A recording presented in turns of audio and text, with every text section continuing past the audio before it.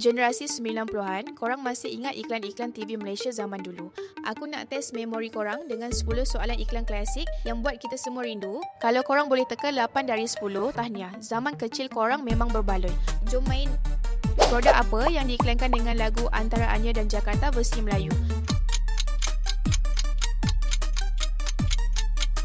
Minyak cap kapak. Siapa pelakon yang terkenal dengan iklan Jangan Main-Main, Nanti Melecur? Saiful Apek. Iklan apa yang ada dialog kita orang kaya.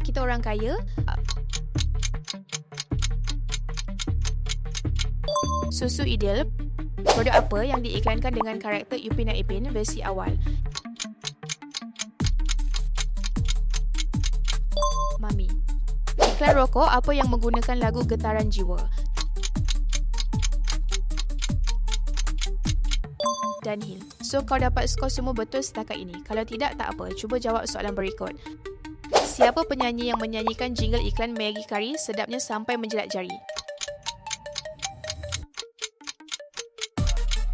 Francisca Peter. Iklan minuman apa yang menggunakan lagu Rasa Sayang Hey? Versi kreatif. Mirinda. Produk kecantikan apa yang diiklankan dengan slogan Satu untuk semua, semua untuk satu?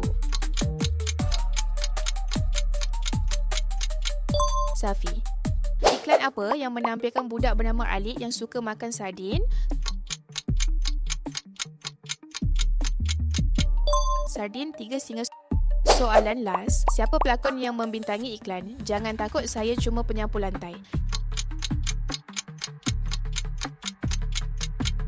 Harun Salim Bacik. Itulah sahaja kesemua kuis-kuis soalan. Jadi, berapa iklan korang ingat? Kalau dapat semua betul, korang ni legend iklan Malaysia. Kalau dapat 5 ke 7, okeylah, kena tengok ulang iklan lama ni. Jikalau bawah 5, maknanya zaman kecil korang kena tebus.